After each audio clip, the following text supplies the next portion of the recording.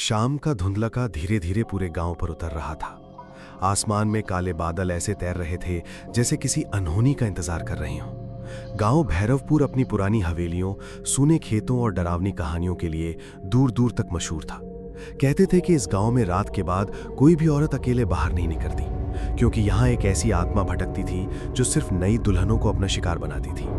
लेकिन समय के साथ लोग इन बातों को सिर्फ अंधविश्वास समझने लगे थे। उसी गांव में रहने वाला अर्जुन शहर से अपनी नई नवीली दुल्हन मीरा को ब्याह कर ला रहा था।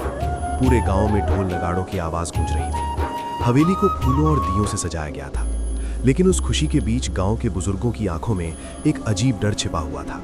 जब मीरा ने पहली बार हवेली के अंदर कदम रखा, तभी अचानक तेज हवा चली और आंगन में रखा बड़ा सा दिया अपने आप बुझ गया। कुछ औरतों ने तुरंत अपने मुंह पर पल्लू रख लिया। एक बूढ़ी औरत कांपती आवाज में बोली, "ये अच्छा संकेत नहीं है।" लेकिन उसकी बात को हंसी में टाल दिया गया। मीरा बेहद खूबसूरत थी। उसकी बड़ी बड़ी आंखें, माथे पर सिंदूर और पैरों में छनकती पायल हवेली में नई रौनक भर रही थी। लेकिन उसी रात जब सब लोग सो चुके थे, मीरा की आंख अचानक खुल गई। उसे ऐसा लगा जैसे हवेली के लंबे गलियारे में कोई धीरे धीरे चल रहा हो। पायल की आवाज बिल्कुल उसकी अपनी पायल जैसी। उसने सोचा शायद घर की कोई औरत होगी, लेकिन जब उसने खिड़की से बाहर झांका तो आंगन में लाल साड़ी पहने एक औरत खड़ी थी। उसका चेहरा बालों से ढका हुआ था। वो औरत बिल्कुल स्थिर खड़ी थी, जैसे किसी का इंतजार कर रही हो। तभी अचानक उसने अपना सिर ऊपर उठाया। उसकी आंखें पूरी सफेद थीं, बिना पुतलियों के। मीरा डर के मारे चीख पड़ी। उसकी चीख सुनकर अर्जुन दौड़ता हुआ आया, लेकिन जब उसने बाहर देखा, वहां कोई नहीं था। अर्जुन ने मीरा को समझाया कि शायद नए घर और गांव के माहौल की वजह से उसे भ्रम हुआ होगा, लेकिन मीरा का दिल मानने को तैयार नहीं था। उसे साफ महसूस हुआ था कि वो औरत उसे देख रही थी, जैसे वो सिर्फ उसी के लिए आई हो। अगले दिन गांव की औरतें मीरा से मिलने आईं। सबके चेहरे पर बनावटी मुस्कान थी, लेकिन उनकी आंखों में डर साफ दिखाई देता था। उनमें से एक बूढ़ी औरत, जिसका नाम जमुना था, मीरा को अकेले में ले गई। उसने कांपते हाथों से मीरा की हथेली पकड़ी और बोली, "आज रात चाहे कुछ भी हो जाए, हवेली के पिछले हिस्से में मत जाना।" मीरा ने कारण पूछा, लेकिन जमुना कुछ कहने ही वाली थी कि तभी अर्जुन की माँ वहां आ गई। उसने गुस्से से जमुना को डांटते हुए कहा, "पुरानी बेकार कहानियों से नई बहू को डराना बंद करो।" जमुना तुरंत चुप हो गई, लेकिन जाते जाते उसने मीरा की तरफ ऐसे देखा जैसे वो किसी बड़े खतरे से बचाना चाहती हो। उस रात मीरा बार बार जमुना की बात सोचती रही। हवेली का पिछला हिस्सा हमेशा बंद रहता था। वहां जाने पर सख्त मनाही थी, लेकिन इंसान जितना किसी चीज से दूर रहने को कहा जाए, उसका मन उतना ही उसके करीब जाने को करता है। आधी रात के बाद अचानक मीरा की नींद खुल गई। कमरे में अजीब सी ठंड फैल चुकी थी। उसने देखा कि अर्जुन गहरी नींद में सो रहा है। तभी उसे फिर वही पायल की आवाज सुनाई दी, छन छन छन। इस बार आवाज साफ हवेली के पिछले हिस्से से आ रही थी। मीरा का दिल तेजी से धड़कने लगा, लेकिन जाने क्यों उसके कदम अपने आप उस दिशा में बढ़ने लगे। हवेली के लंबे अंधेरे गलियारे से गुजरते हुए उसे ऐसा लग रहा था जैसे कोई उसके पीछे पीछे चल रहा हो। अचानक उसे दीवारों पर पुराने हाथों के निशान दिखाई दिए, जैसे किसी ने खून से उन्हें बनाया हो। हवा में मिट्टी और सड़न की भयानक बदबू फैली हुई थी। आखिरकार वो हवेली के पिछले हिस्से तक पहुंच गई। वहां एक पुराना लकड़ी का दरवाजा था, जिस पर बड़े बड़े ताले लगे थे। लेकिन हैरानी की बात यह थी कि दरवाजा अपने आप धीरे धीरे खुलने लगा।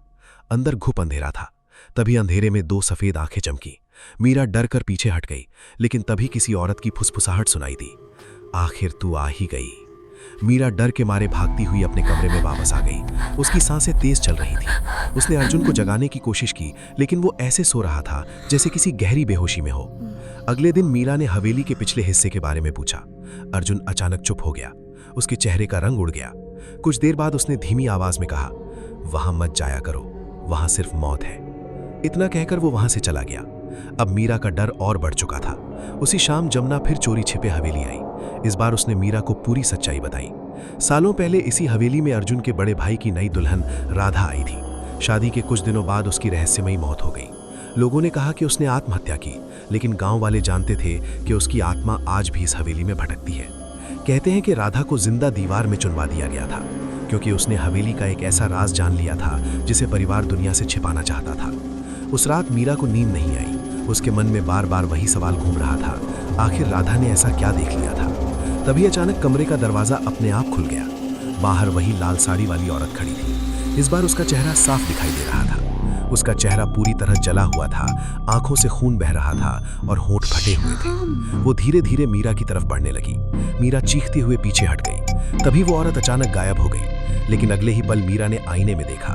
वो औरत उसके ठीक पीछे खड़ी थी। उसकी ठंडी सांसें मीरा की गर्दन को छू रही थी और फिर उसने फुसफुसाकर कहा, मुझे इंसाफ चाहिए। उसी पल आईना जोर से टूट गया। कांच के टुकड़े पूरे कमरे में बिखर गए। अर्जुन भागता हुआ अंदर आया, लेकिन तब तक सब शांत हो चुका था। मीरा बुरी तरह कांप रही थी। उसने अर्जुन को सब बताया, लेकिन अर्जुन ने उसकी बात पर यकीन नहीं किया।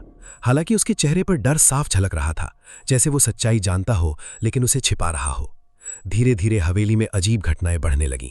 रात को किसी औरत के रोने की आवाज आती, कभी रसोई में बर्तन अपने आप गिरने लगते, कभी आंगन में किसी के चलने की आवाज सुनाई देती।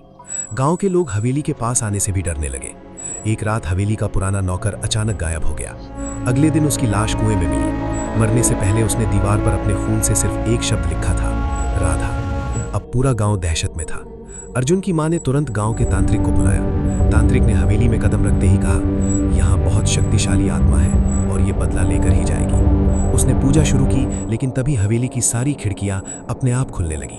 तेज आंधी चलने लगी, दिए बुझ गए और फिर अचानक तांत्रिक हवा में उछलकर दूर जा गिरा। उसके गले पर किसी अदृश्य हाथ के निशान थे। वो डर के मारे चिल्लाया, ये आत्मा इंसाफ चाहती है, इसे रोका नहीं जा सकता। अब अर्जुन पूरी तरह टूट चुका था। आखिरकार उसने मीरा को सच बता दिया। सालों पहले अर्जुन के पिता और बड़े भाई ने मिलकर राधा की हत्या की थी। राधा ने हवेली के तहखाने में छिपे कई राज देख लिए थे। अर्जुन के पिता गांव वालों की जमीन हड़पने और लोगों की हत्या जैसे अपराधों में शामिल थे। जब राधा ने सबको सच्चाई बताने की धमकी दी तो उसे जिंदा दीवार में चुनवा दिया गया। उसकी चीखें कई दिनों तक हवेली में गूंजती रहीं, लेकिन किसी ने उसे बचाने की हिम्मत नहीं की। अर्जुन रोते हुए बोला, मैंने बचपन में सब देखा था, लेकिन डर की वजह से कभी किसी को कुछ नहीं बताया। मीरा के पैरों तले जमीन खिसक गई। अब उसे समझ आ चुका था कि राधा की आत्मा उसे क्यों दिखाई देती थी। वो मीरा को नुकसान नहीं पहुंचाना चाहती थी, वो सिर्फ अपनी कहानी दुनिया तक पहुंचाना चाहती थी। मीरा ने फैसला किया कि वो राधा को इंसाफ दिलाएगी। उसी रात वो अर्जुन के साथ हवेली के पिछले हिस्से में गई। उन्होंने दीवार तोड़नी शुरू की। जैसे जैसे दीवार टूट रही थी, हवेली में अजीब आवाजें गूंजने लगी। अचानक पूरा कमरा बर्फ की तरह ठंडा हो गया। दीवार के अंदर एक कंकाल मिला, जिसके हाथों में अब भी शादी की चूड़ियां थीं। तभी पूरे कमरे में राधा की दर्दनाक चीख गूंज उठी। अचानक अर्जुन के पिता वहां पहुंचा पाए। उनकी आंखों में डर और गुस्सा दोनों था। उन्होंने मीरा को रोकने की कोशिश की, लेकिन तभी कमरे की सारी लाइट बुझ गई। अंधेरे में सिर्फ राधा की सफेद आंखें चमक रही थीं। अगले ही पल अर्जुन के पिता हवा में उठ गए, जैसे किसी ने उनका गला पकड़ लिया हो। वो जोर जोर से चीखने लगे और फिर एक भयानक आवाज के साथ उनका शरीर जमीन पर गिर पड़ा। उनकी गर्दन पूरी तरह मुड़ चुकी थी। उस रात के बाद हवेली में सब शांत हो गया। गांव वालों ने पहली बार खुलकर राधा के लिए प्रार्थना की। उसका अंतिम संस्कार पूरे सम्मान के साथ किया गया। लेकिन कहानी यहीं खत्म नहीं हुई। कुछ दिनों बाद मीरा ने महसूस किया कि हवेली में अब भी कोई मौजूद है। एक रात उसने खिड़की से बाहर देखा। दूर आंगन में लाल साड़ी पहने एक औरत खड़ी थी, लेकिन इस बार उसके चेहरे पर डर नहीं, मुस्कान थी। धीरे धीरे वो धुंध में गायब हो गई। मीरा समझ चुकी थी कि राधा को आखिरकार इंसाफ मिल गया। लेकिन गांव वाले आज भी कहते हैं कि अगर भैरवपुर की उस पुरानी हवेली के पास आधी रात को जाओ तो पायल की धीमी आवाज अब भी सुनाई देती है।